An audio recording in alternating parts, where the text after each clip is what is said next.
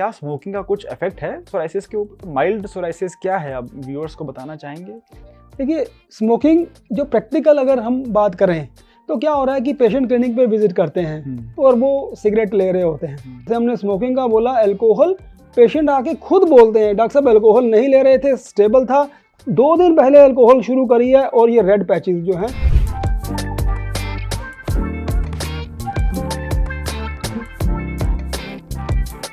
Hi guys, welcome to another podcast of Kaya club global. आज के इस सोराइसिस ट्रीटमेंट इंडिया के पॉडकास्ट पे हम बात करने वाले हैं कि स्मोकिंग और अल्कोहल का क्या कोरिलेशन है सोराइसिस से। तो चलिए शुरू करते हैं। हमारे साथ हैं डॉक्टर शैलेंद्र धवन, जिनको सोराइसिस का इलाज करते हुए पिछले 30 साल हो गए हैं और वो 30 सालों में 2 लाख से भी अधिक पेशेंट्स को ठीक कर चुके हैं।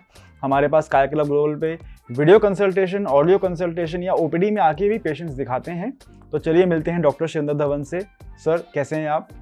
थैंक यू डॉक्टर साहब, thanks for inviting me. Doctor साहब, क्योंकि आज का पॉडकास्ट हमारा स्मोकिंग एंड अल्कोहल का इफेक्ट क्या है सोराइसिस पे, इसके ऊपर है, तो मेरा पहला क्वेश्चन आपसे ये है कि क्या स्मोकिंग का कुछ इफेक्ट है सोराइसिस के ऊपर? देखिए, स्मोकिंग जो है it is a non trigger of psoriasis. Smoke करने से डेफिनेटली सोराइसिस बढ़ते हैं। आपको मैं एक उदाहरण देना चाहूँगा।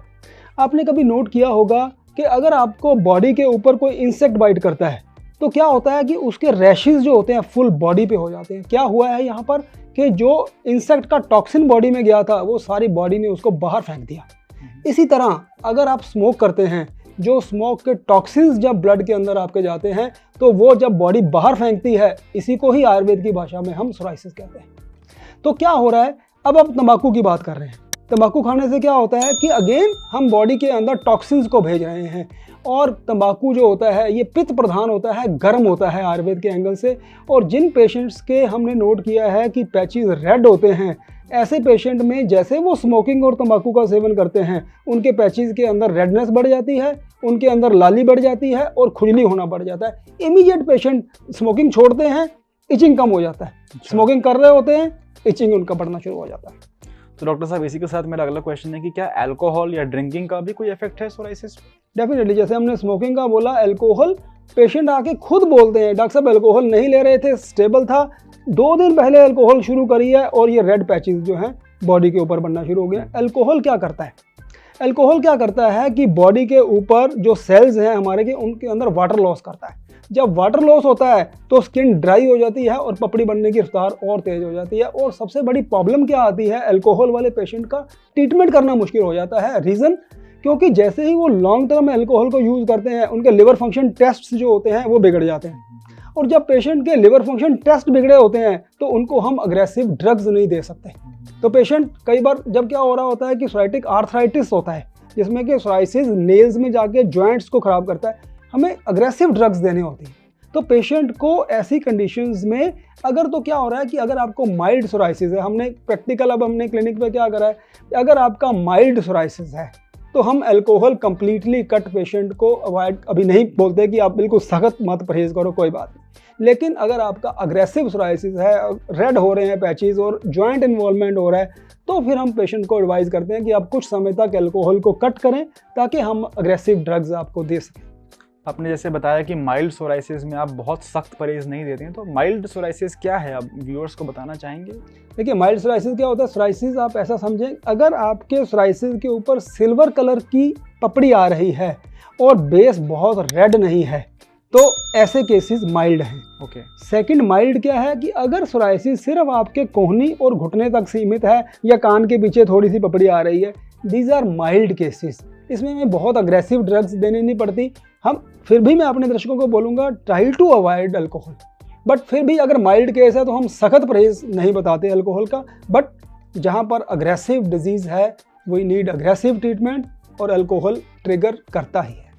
तो डॉक्टर साहब, अल्कोहल में कोई स्पेसिफिक टाइप ऑफ अल्कोहल का कुछ कोरिलेशन है क्या सोराइसिस से? कि फॉर एग्जांपल वोडका की अगर मैं बात करूं, कुछ लोग आके हमसे ओपीडी में पूछते हैं कि यार वोडका पी सकते हैं कि नहीं। बड़े लोग स्पेसिफिकली पता नहीं क्यों आजकल वोडका के बारे में पूछ रहे हैं। कुछ ऐसा कोरिलेशन आपके एक्सपीरियंस? आपने भी बिल्कुल ठीक करा। अभी जैसे लाइफस्टाइल चेंजेस हो गए हैं, लेडीज़ में मैं देख रहा हूँ कि आके वो सोराइसिस स्प्रेड कर रहा है, डॉक्टर साहब वाइन ले सकते हैं? जेंट्स आके पूछ रहे हैं, लाइफस्टाइल चेंजेस आ रहे हैं। बट मैं अगेन कहना चाहूँगा जहाँ पर अल्कोहल कंटेंट ज़्यादा होगा तो वो आपकी स्किन के ऊपर वाटर लॉस करेगा, चाहे वो वोदका है चाहे वो वाइन्स हैं।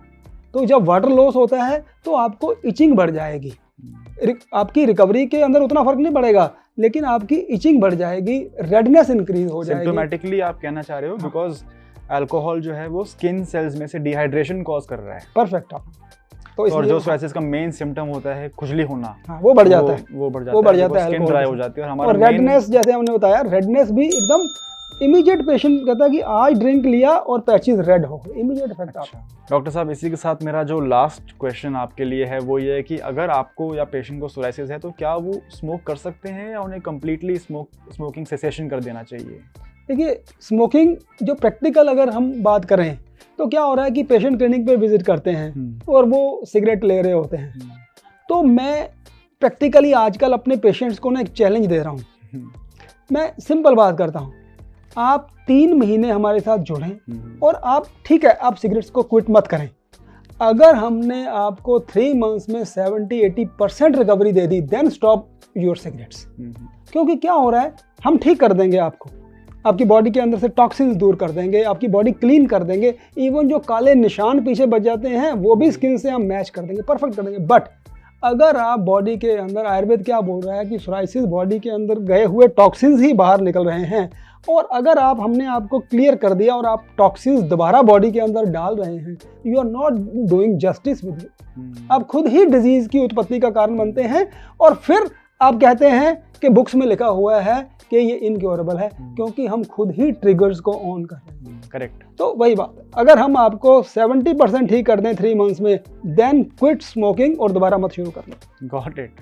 डॉक्टर साहब, आई थिंक ये पॉडकास्ट बहुत ही इन्फॉर्मेशनल रहा है हमारे व्यूअर्स के लिए, और एक बहुत ही इंपॉर्टेंट क्वेश्चन या लाइफस्टाइल के प्रति जो उनका क्वेश्चन रहता है कि क्या स्मोकिंग और ड्रिंकिंग करना चाहिए कि नहीं, उसका आपने बहुत ही एप्टली आंसर दे दिया। Thank you so much. Thank you guys, उम्मीद है आपको ये वीडियो पसंद आई हो। अगर आपको ये वीडियो अच्छी लगी और ऐसे ही और डॉक्टर वेरीफाइड और मेडिकली साउंड इन्फॉर्मेशन आप चाहते हैं तो प्लीज़ आप इस वीडियो को लाइक कीजिए, आप चैनल को सब्सक्राइब कीजिए, और डॉक्टर धवन के लिए या मेरे लिए आपके पास कोई भी क्वेश्चन हो तो आप कमेंट सेक्शन में पोस्ट कर सकते हैं। Thank you.